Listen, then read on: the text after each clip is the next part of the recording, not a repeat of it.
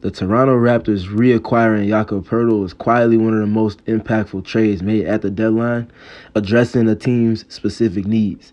Since he's been back with the Raptors, he's been a plus 9.2 in his on-off ratings per basketball reference there. And again, like I mentioned, he just addresses a lot of the needs that they did not have prior to reacquiring him in their front court. He just gives them a big body with roll gravity, as well as somebody who can create on a short roll, as well as play make from the elbow at times as well. As a true center, not as a forward, not as a hybrid 4 or 5, as a true center.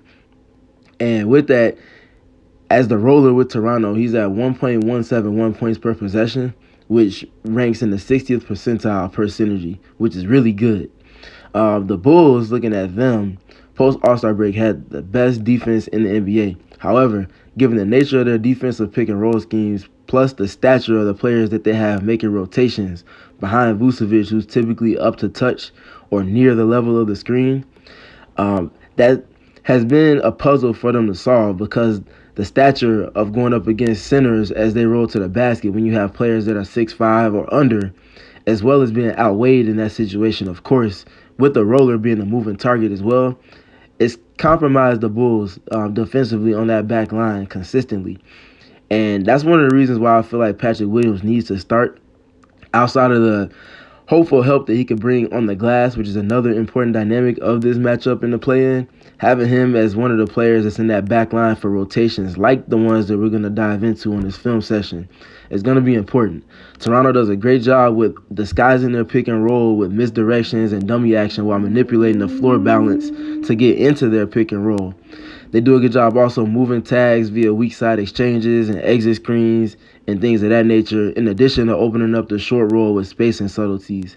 So communication and anticipation will be key for the Bulls in defending against the Raptors tomorrow. And they'll really will be at the premise of everything for them if they want to see success defensively against this team. Let's go ahead and dive into the film. All right, on this first play here, we're going to see a good rep here from the Bulls to start the game. So we got an empty corner pick and roll here, which again, as I mentioned, is something that they get into quite often. They do a good job of disguising it. They do a good job of blending in dummy actions before getting into what they really want to do. Here, they just kind of get right into it. They go Siakam and Poeltl in the empty corner. You can see on the strong side, that entire corner of the floor is emptied. And we see, in addition to that, looking at the second side, DeMar DeRozan and Patrick Beverley. Pat's guarding Fred VanVleet, and we got DeMar DeRozan guarding OG Anunoby. And you can see them communicate this exchange, the offensive players. All the exchange is there timing-wise to do is just to manipulate the responsibilities of the two defenders on the second side, or at least attract their attention. And it almost gets the Bulls here. As you can see, Pat communicating to DeMar, you stay out, I'm the low man, because Patrick Beverley is going to be responsible for the low man tag and getting over to help Vucevic defend Poeltl on this roll. Siakam hits him early, and DeMar DeRozan has good defensive instincts here as he goes off script from the rotation for the Bulls. They typically go with low tags instead of high tags. If it were a high tag, DeMar would be peeled in earlier, and Patrick Beverley will be peeled out playing 2 on the second side. However, you can see off of the alignment and the communication here, they're going with the low tag. So the lowest man on the opposite side, on the weak side, is responsible for the roller. But again, like we mentioned, DeMar DeRozan goes off script because he sees it coming, and he's able to step into position and get a good vertical contest up on Poeltl here. No foul, and the Bulls are able to get a stop and set a tone a little bit early with their defensive pick and roll coverage, but just playing off of instincts and anticipation more than anything scheme-wise. All right, now we're going to see the Raptors get into a double screen, and this will be the only time they got into a double screen in this manner because of how well the Bulls defended it. So we saw the first possession where they defended pick and roll extremely well. Now we're going to see another one here because by nature of this formation and this action that the Raptors are getting into, because DeRozan has to be peeled in early with this 3-player action, he's automatically already in the space of the short roll or the roll in general for Jakob Poeltl here. So he doesn't even have to do much. Just get into position to defend this 3-player action. He's already in position. The roll's not there. And he's also able to help off of Scottie Barnes because Scottie Barnes is not a threat in the catch and shoot nature of shooting threes. And I mean, post All-Star break, Scotty's at 20. He's at 23.7% on 1.8 attempts on catch and shoots from three. So he can help off of him, again, knowing the game plan discipline and the scouting report. He can viably help off of him and tag the roller here and end up forcing the Raptors to go into another action. All right, this next rep here, we're going to see, again, more pick and roll. We're going to see them, this time, a great pass, first of all, from Fred VanVleet. This is going to be tough for the Bulls to guard because Fred is underrated as a pick-and-roll ball handler and a pick-and-roll passer. He gets this pass over to Poetl, and they're able to finish underneath. But we're going to look again at the strategic timing of this drag screen and the spacing from the Raptors. So we got the drag screen and the secondary break. Of course, Vooch is up at the level. Patrick Beverley's navigating. We got Scotty Barnes in the strong corner here with Alex Caruso guarding him. And on the weak side, we got really nobody. That corner is emptied as well, as we can kind of see the floor balance shifting. And the Raptors are going to essentially empty the entire underneath and have all five players stationed above the break, as you can see here. So Zach LaVine, who's guarding Pascal Siakam on the weak side, will typically be the low man. And you kind of see Alex Caruso peeling in early here as well. But neither one of the guys fully commits to tagging. And by nature of the timing, as well as the timing of the pass from Fred VanVleet, they're able to get a catch on a deep roll. This isn't even a short roll. This is a deep roll. And he catches it, and he's already in a restricted area. With, again, two players, 6'5" and under, trying to fend him off.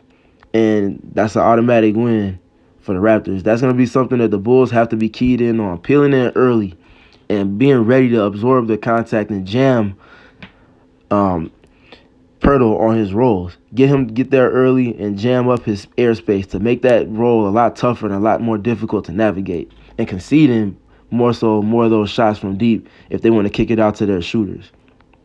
And then here's a play that the Raptors are certainly going to go to because you see the reaction that it's going to get out of the Bulls here. So we let it kind of flow through a little bit, and then we'll break it back down. All right, so before we get to the actual pick and roll that they want to get to, again, mentioning that they run a little bit of dummy action to get defenders rolling, to toggle their defensive responsibilities. We see a little chin action here, so we get the chin screen here from Poetl on Fred VanVleet. Pat Beverley does a great job navigating that. They pitch it over to Poetl, and this is where some of his playmaking comes into play because they set this flex screen, which I mentioned in our most recent podcast on the Madhouse on Madison, that they set a lot of flex screens and a lot of slice screens to take advantage of the size discrepancy that the Bulls are at and put them in positions to have to defend on the block, on the mid-post, or on the elbow in isolation. They do a good job taking away the flex screen and the cut off of that. However, Kobe White's out of position, and that forces a switch, but the Bulls do a good job of adjusting in real time. They're able to resurface and regather themselves before losing their defensive shell. And then the Raptors end up going into the pick and roll. As I mentioned, after all of that action, they finally get into the pick and roll with 10 seconds left on the shot clock. We got Vucevic up early, up to touch at the level of the screen. We got Zach LaVine navigating. And then we see here, again, the Bulls like to use the low man to rotate over to get over to the roll. Pat Beverley's late, though. And in addition to being late, if you're late and you're under 6'5" and you got an over 7 foot, over 230-pound center coming at you, there's not going to be much you could do, especially with him being a moving target that's agile and that's able to get into some soft touch finishes like this. So the Bulls, again, as you can kind of see on the second side, that Pat Beverley is communicating with Patrick Williams that, hey, you got to play two, be ready to help sink in as I go to tag the roller. You can see in the middle of the communication is Pat Beverley just a little bit late on this rotation. And again, if you're already at a size discrepancy, you cannot be late on these rotations. And the Raptors take full advantage and get a +1 off of that. And then here we're going to see them again get into some dummy action. They go into a little bit of weave. And then they finally get it over to Fred VanVleet. And now he's going to get into a pick and roll with Ashua. And we're going to see the Bulls this time going to the single side. Patrick Williams, you see him here with OG Anunoby, doesn't really commit to it. And because there's really no committing, on top of Ashua being a lot quicker on his rolls, There's really no impeding of the progress on this, and they end up getting a clean look off of this and a layup. And then you can kind of see DeMar as well with Kobe White and Patrick Williams all communicating after this basket. And now we can get into this next rep here.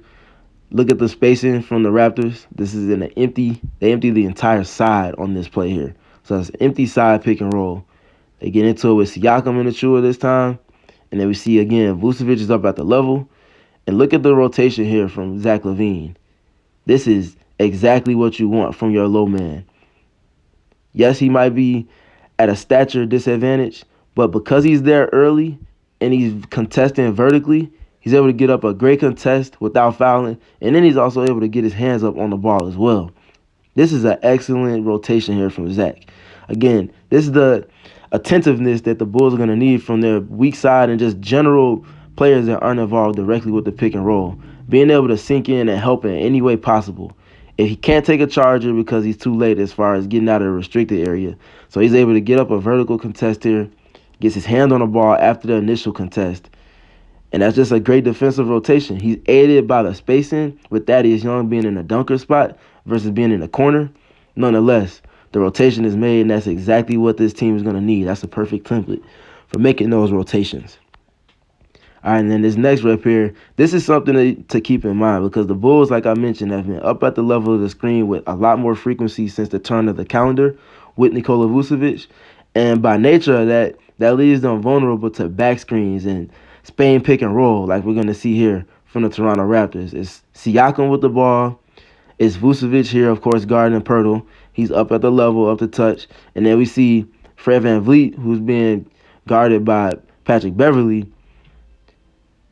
on the back screen. And because the communication is not there from the Bulls, they're just completely scrambled on this play and end up conceding the basket +1 again on the roller. But I want to even zoom even more in and just kind of look at the lack of communication here.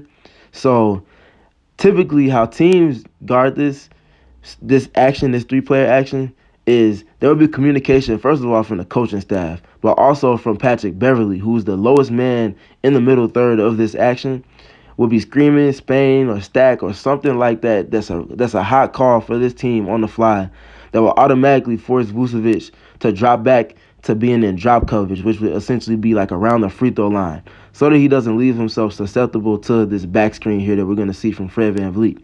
In addition to that, the way that a lot of teams like to also guard this action is they will have Patrick Beverley stepping up to the level of the screen and switching here. So he would step up and take over for Siakam. Vucevic would be below the free throw line, so the roll would be taken account for. And Alex Caruso will be waiting for Fred VanVleet to pop to the other side. And if they did that and they communicated it early enough and navigated this better, it would have been defended well. But even if all of that never occurred, if DeMar DeRozan, who's the low man here, peels in early again with Scotty Barnes on the second side, again, we've already talked about his lack of being a threat as a catch-and-shoot guy. If DeRozan peels in early and takes away this role, you can see it coming a mile away. That will help them better defend this situation, this scenario, and leave themselves from keeping the basket essentially wide open with Vucevic away from Poetl on the roll. And then here, this just wasn't a good rep at all from the Bulls. They got 4 seconds left on the shot clock off of a baseline out of bounds. They just pitch it over to Poetl. It turns into a handoff, for Fred VanVleet. He curls it. Of course, Pat Bev has to go over because of the shooting prowess of Fred. And of course, Vooch is stepping up to the level of the screen. He's late because of the pace of this play. And now that creates a single side tag here. And Caruso's there a little bit early, but again, because of the nature of the stature discrepancy of the Bulls, he's not able to do much on this. And Poetl just catches, sweeps over the top, and he's able to get an uncontested layup at the basket. Again, off of the baseline with 4 seconds left on the shot clock. They got to keep themselves out of those situations if you're the Bulls and be attentive on the second side as well as who you're guarding, even if you are on the strong side, because I know it's a principle to not help off of the strong corners, but you can kind of play with the scouting report there, knowing who's where with their spacing and the lack of general spacers they have to help aid on the roll, because that's going to be the biggest threat for the Bulls to defend. And then here we're going to see on this last rep, You get a little bit of a wide screen here, wide pin down here for Fred VanVleet, and then watch how they respace the floor. So we got one exchange already between OG Anunoby and Pascal Siakam. Siakam's gonna bump to the dunker spot, and you see OG spaced right at the break, near the break of the 3-point line. And then we're gonna see another exchange here because we're gonna see Scotty Barnes relocate to the dunker spot. Siakam's gonna then go take the strong corner here, and then we're also gonna see OG lifting. So look at all of this that's going on around just to toggle the defensive principles and the defensive responsibilities for the Bulls not involved directly in the pick and roll. That's all just to help open up the short roll as we see Vucevic at the level of the screen and Patrick Beverley navigating. They do a good job in that. However, again, because of the exchange that we've seen and the toggling of defensive responsibilities, DeRozan's going to be late getting over to help on the short roll. And again, the stature discrepancy is going to be something that the Bulls have to navigate and have to do a better job of anticipating to keep themselves out of these positions. And Poeltl was able to get a basket off of that. The Bulls are going to really have to be attentive and communicating at a high level and anticipating even more than all of that to keep themselves out of these positions defensively and help them just better aid themselves in defending against the inevitable volume of pick and rolls that we're going to see from the Toronto Raptors. If they can neutralize this, keep themselves out of rotation defensively, and just generally do a better job of really mucking up the flow of the pick and roll reps from the Raptors, that's going to aid them extremely because they really don't have that many other advantages that they can create in the half court with the amount of talent that they have on their roster in terms of shooting and in terms of running any other type of plays. If they can take away the threat of Poeltl at the basket, that's going to be a big key for them in getting a win in a game that I feel like they should win against the Toronto Raptors on the road.